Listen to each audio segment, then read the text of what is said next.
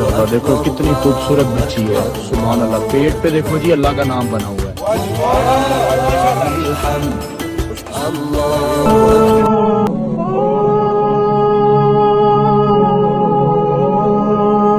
ሰላም አለይኩም ወራህመቱላሂ ወበረካቱ። እንዴት ቆያችሁ? ይህች ልጅ እዚህ ቲክቶክ ላይ ካወቋት በጣም ቆይቷል። ወላኪን ወለመራ ማደኸለት ፊ ሙስቲ ምክንያቱም ከጅምሩ ጀምሮ እስካሁን ድረስ አሽቃባጭ ፕሮማክስ ናት።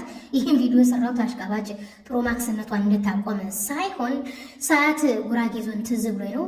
ጉራጌ ዞን አንዳንድ ሙስሊሞች አናሳ የሆኑበት ወረዳ ላይ የኦርቶዶክስ ቤተክርስቲያን ደካማ ሙስሊሞችን በጥቅማ ጥቅም ለማታለል እየሞከረች ስለሆነ ልክ እንደ ፕሮቴስታንት ማለት ነው የጉራጌ ሙስሊም እህት ወንድሞች አናሳ የሆኑበት ሙስሊም ቀበሌዎችና ወረዳዎች ላይ እገዛ እንድታደርጉላቸው ለማለት ነው። እና ይችሊ ሳይ እንደው የአማራና የጉራጌ ሙስሊም አሽቃባጮች ናቸው። ለምንድን ነው ያን ሁሉንም እያልኩኝ አይደለም። ሁሉንም የሚል የቋንቋ አጠቃቀም የመሀይሞች ቋንቋ አጠቃቀም ነው። ሁሉንም አይደለም። ለምሳሌ ኡስታዝ የጉራጌ ተወላጅ ነው። ሁሉንም እያልኩ ሳይሆን ሶሻል ሚዲያ ላይ የታዘብኩት ከሌላው ብሔር ይልቅ የአማራ ሙስሊም እና የጉራጌ ሙስሊም የአጼው የነገስታቱ የፍትሐ ነገስቱ አስተዳደር ቅኝ ግዛቱ መንፈሱ አለቀቃቸው። ሁልጊዜ ለካፊር ሲያሽቀብጡ ነው የምታዩት። ኦኬ አዎ ካፊር ሰው ነው፣ እናንተም ሰው ናችሁ። በስራ ተገናኝታችኋል። አዎ ተገናኝታችኋል። ተከባብራችሁ አብራችሁ መስራት።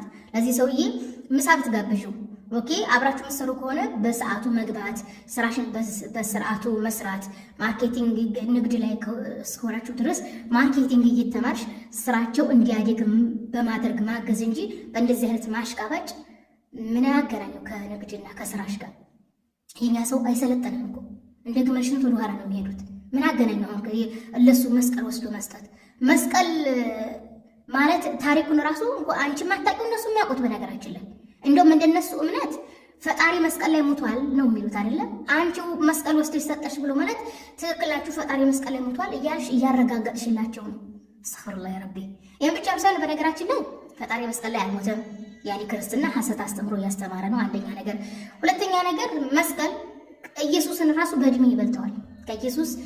ኢየሱስ ከመወለዱ ከ2000 ዓመት በፊት ሮማውያኖችና ግሪካውያኖች ወንጀለኞቻቸውን ወንበዴዎቻቸውን በፖለቲካ ላይ አመጽ አነሱ የሚሏቸውን እየደፈሩ የገደሉ ወንበዴ የተባሉትን ወንጀለኛ የተባሉትን መስቀል ላይ ሲሰቅሉ የነበሩ ናቸው። አስቡት።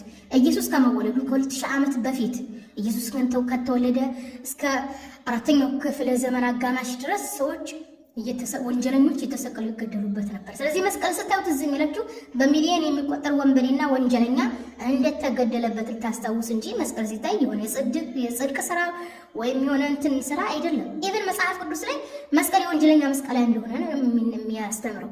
እንዲያውም አራት ወንጌል ላይ ብታነቡ ኢየሱስ ክርስቶስ ተከሰሰ። ወንጀለኛ ተብሎ ተከሶ ሸንጎ ቀረበ። ልክ ፍርድ ቤት እንደሚቀርብ ሰው ማለት ነው። ኢየሱስ ወንጀለኛ ተብሎ ፍርድ ቤት ሲቀርብ ፍርድ ቤቱ ወንጀለኛ ነው ብሎ ፈረደበት።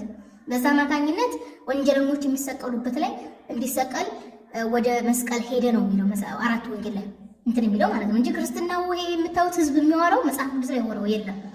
ደግሞም መስቀል እንግዲህ ኢየሱስ ክርስቶስ ካረገ እስከ 340 ዓመት ድረስ ሰዎች ይሰቀሉበት ነበር።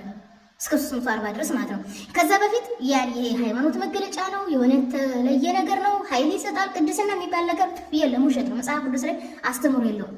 የኢየሱስ ክርስቶስ ሐዋርያቶች አንገታቸው ላይ መስቀል አድርገው አያውቁም። ሰውም አንገቱ ላይ መስቀል እንዲያደርግ አስተምሮ አያውቁም። ሲጀመር ስለ መስቀል ትዝ ብሏቸውም አምኖበት ምናምን አያውቁም። ታዲያ እንዴት መጣ ከተባለ አንድ አረማዊ ሰው ነበረ። አንድ አረማዊ ንጉስ ነበረ ቆስጠንጢኖስ የተባለ። በኋላ ያው ክርስትናን ተቀበለ ነው የሚባለው። ይሄ ንጉስ ነው እንግዲህ መስቀል የክርስትና ሃይማኖት መገለጫ እንዲሆን ያመጣው። ለዚህ ነው ብዙ ጊዜ በክርስትና አስተምሮ የሰዎች ሐሳብ ያለበት ነው።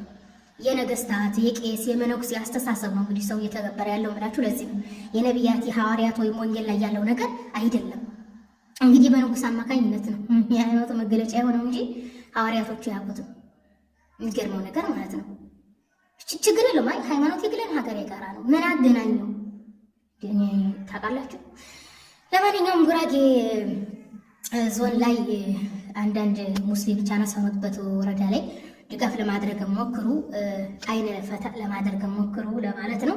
ይሄን ይመስላል እንግዲህ ያው ኦርቶዶክስ ቤተክርስቲያን ደቡብ ኢትዮጵያ ላይ 6 ሚሊዮን የሚጠጋ አዳዲስ አማኞችን ለማፍራት ኢንቨስት እያደረገች ነው። ኢንቨስት ብሎ ማለት የሆነ ነገር ትርፍ ማምጣት ነው አይደለም። ስለዚህ የአማኝ ማትረፍረፍን ለማግኘት ብላ ኦርቶዶክስ እዛ እየሰራች ነው። በሚሊዮን የሚቆጠር ብር መድባ ማለት ነው። ምክንያቱም ከተማው የተማረው ህዝብ ወደ ፕሮቴስታንት፣ ወደ ተሐድሶ፣ ወደ ሌላ ሃይማኖት እየገባ ስለተቸገረች ደቡብ ኢትዮጵያ ወደ ገጠሩ፣ ወደ ጫካ፣ ወደ ባህላዊ እምነት ተከታዮች፣ ወደ መሀይሞች በመሄድ የተለያዩ እርዳታዎችን በመስጠት አዳዲስ አማኞችን ለማፍራት እየሰራች ነው። ይህንን ካሁን በፊትም ተናግሬያለሁኝ እና ሸር አድርጋችሁ አድርሱ ለደቡብ ኢትዮጵያ ህዝብ፣ በተለይ ለጉራጌ ወንድነቶች ማለት ነው።